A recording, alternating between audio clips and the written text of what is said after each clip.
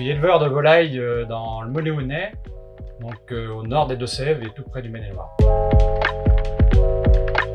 Uniquement des volailles label rouge, donc à savoir des volailles qui sont élevées en plein air et sur des parcours arborés et au final font des produits d'exception. Alors à savoir que la pintade c'est quand même un animal qui est resté avec son instinct sauvage, qui reste en groupe. Sur les parcours c'est flagrant, on voit jamais un animal seul, il est toujours entouré de ses congénères. C'est un animal issu des pays chauds, donc d'Afrique. Donc là il y a une étape à ne pas louper, le démarrage des poussins. Une autre étape importante c'est la mise au champ. Donc à savoir que la pintade est un animal très curieux.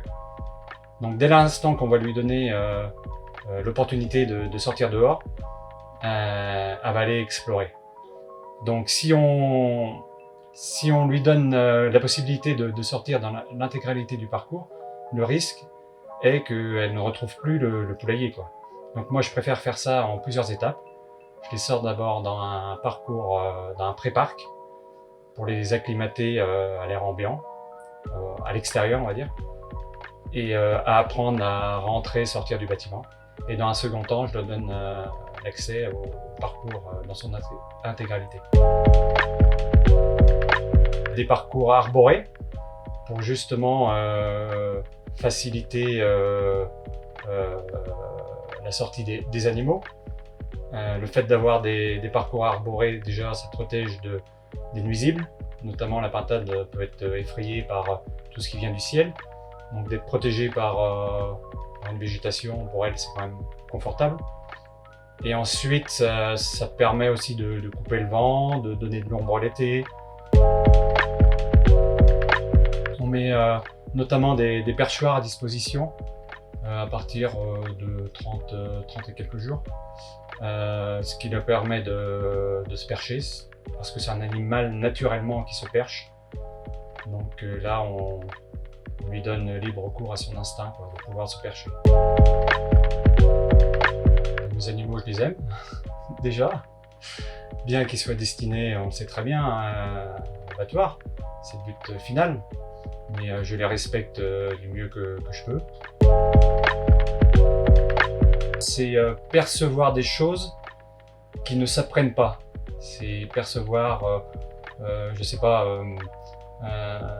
des subtilités dans le comportement des animaux,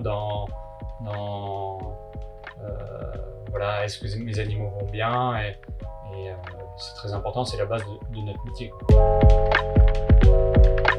On va au-delà de ce que demande la législation, notamment sur le perchage, etc.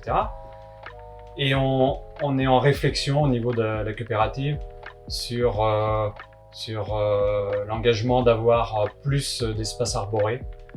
On est dans une région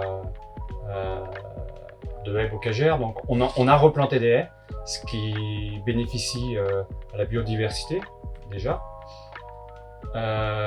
Et dans un second temps, ça permet aussi de capter les rejets des animaux, notamment l'azote que peuvent rejeter les pintades sur les parcours. Et là, les haies peuvent capter ces excédents d'azote. Oui, parce que fier parce qu'on fait un bon produit. Un produit déjà bon et bien élevé. C'est-à-dire que moi j'ai pas honte des pintades que je commercialise, quoi. Et la preuve en est, c'est que je consomme mes pintades, donc ça veut tout dire. À savoir, la pintade, c'est un produit vraiment à part. Ça reste une volaille, mais ce n'est pas un poulet. C'est entre le poulet, moi je le définirais entre le poulet et le gibier. Et c'est un goût très savoureux, et ceux qui ont goûté en général y reviennent. Et l'essayer, c'est l'adopter. Une petite recette de pintade. Pour moi, Si on veut vraiment avoir le goût particulier de la pintade, à mon sens, faut la cuisiner le plus simplement possible. Les rôtis, c'est parfait.